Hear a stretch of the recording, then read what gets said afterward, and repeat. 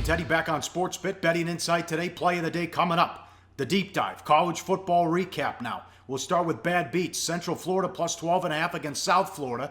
South Florida won 48-31. We're going to talk about this game twice because it wasn't just Central Florida bettors sweating at the end, but guys across the counter as well. Oh, not sweating, Pauly. Swearing at the end. Okay, so it's 41-31, all right? South Florida is laying 12.5. Central Florida's got the ball, 4th and 16 from their own 10. There's a minute 50 left. They got sacked. So, South Florida, what are you supposed to do in that situation? You're supposed to kneel down twice and end the game. But instead, they ran 2 plays. Dernis Jackson scored a touchdown with 11 seconds left to cover the point spread. Ouch! That's a swear, not a sweat. Well, it's a swear and a sweat. You saw that in a lot of games this weekend. These rivalry games, Florida State did it too. Instead of just running it out and taking the knee, they run it in. How about Pitt? Look at this. Pitt, bad bet. Bet up to 26. And we did this the entire season, Teddy. Every week they bet the under in the Pitt games. Every week. You know, bettors were somehow backing a defense that allowed 61 points. But, oh, Pauly, that wasn't the only bad bet this week. There were a whole bunch of them. How about Indiana? They were bet up from 17.5 to 21.5 over Purdue. They won the game 26-24. They never had command. They were lucky to escape with a straight-up victory in a game where they were favored by more than 3 touchdowns after the huge line move. Yeah, Pitt 76-61, one of 3 teams to drop at least 75. More on that coming up. Louisville steamed up to 28.5 against Kentucky. They lost at home. Oh, my God. Bettors made big money early on the Cardinals this season, but boy, they gave plenty of it back late. Louisville, maybe some of its bubble burst, but at the end, it kind of looked like that team was a fraud, only finished with 1 win over an opponent with a winning record. What about UNLV, dude? They were betting the Rebels here in Vegas. -7. One of the worst bets of the season. A bad UNLV team at home in a rivalry game, bet up to 10 in some spots against Nevada, who they fired Pauly and yesterday after they won. Laying 10, UNLV lost at home 45-10. Never in the game. A awful Nevada team. The columnist for in the Las Vegas Review-Journal, Ed Graney, said one of the low points in UNLV football. That's saying something. That was an embarrassment. Yeah, and there's been a lot of low points in UNLV football. Bet up to, as you mentioned, 10 over Nevada. Lose a game by 35. That's one of those what the F were they thinking type of wagers. How about Navy SMU? The under got bet 69.5 down to 65. It's like Pitt. They're betting pace, not offensive efficiency. Guess what? The midshipmen top the total by themselves. As you mentioned, another 75-point outburst. And how about this for a stat? Did anyone pay attention to Navy in November? They played 4 November games. You know how many punts Navy had in those 4 November games? 1, 2. Count them. Twice! 2 punts in 4 games, and they're betting them under. Go for it. They'll do it again in the bowl game. Watch. Yeah, sorry. Neil Matalolo, however you say it, is a hell of a coach. Bad for the books. Clemson bet up to 27.5 against South Carolina. They went 56-7. They worried about Dabo maybe taking it easy, looking ahead to the ACC title game. Rivalry game again, run it up. Yeah, he sure saw that his team was sharp and ready. Let's see, Middle Tennessee State bet from 12.5 to 16.5 over Florida Atlantic. They win 77-56. Charlie Partridge fired after the game.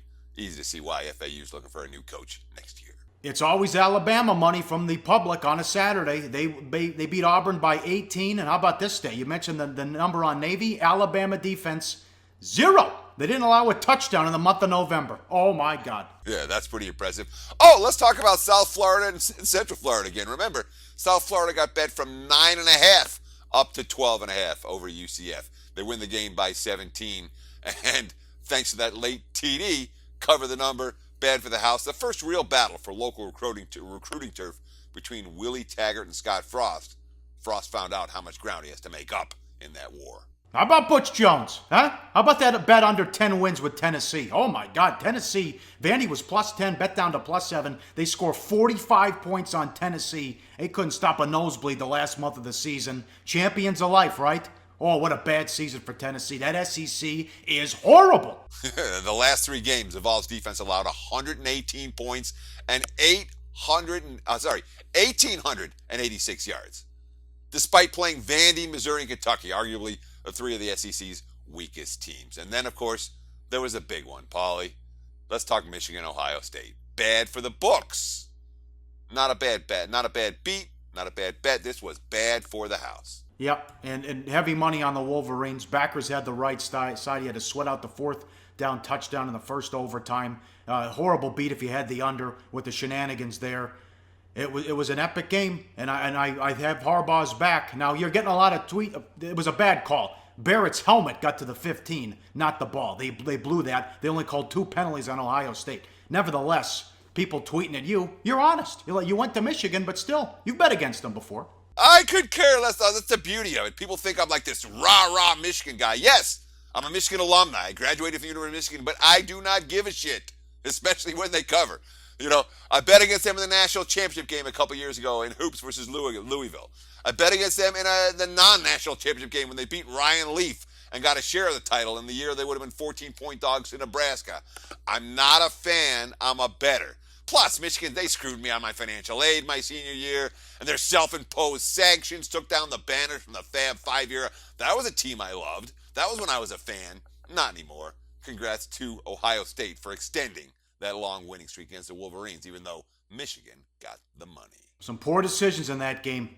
Spate with the bad shoulder. I don't know why you throw from your own end zone when the that was 3-0 with 4 minutes left in the second quarter, and it goes over. Another one, yeah, that flies over the total with room to spare. Listen, Ohio State's got a great resume, and they're number 2 in the country. But they against Wisconsin and Michigan, out of 120 minutes, they led for 10. And there will be controversy, however it's going to play out with that Ohio State situation. You can smell it already. Yeah, Charlie Strong out, Tom Herman in at Texas, and LSU keeps Eddie O. What do you think? I'm an Orgeron fan. I think it's a good move for LSU. I think it's a good move for everything's a good move at this stage of the season. Watch Tom Herman. I think he'll fit in Texas, maybe better than Charlie Strong in that regard, obviously, and a heck of a coach. And that's probably the better job for him. If I'm a coach, let's see, I could play in the SEC West, or I could play in the Big 12 and be the dominant team. I'll play in the Big 12 and be the dominant team. Right decision for Tom Herman. He's going to get rich doing it. Hey guys, for the full video, go to sbrpicks.com.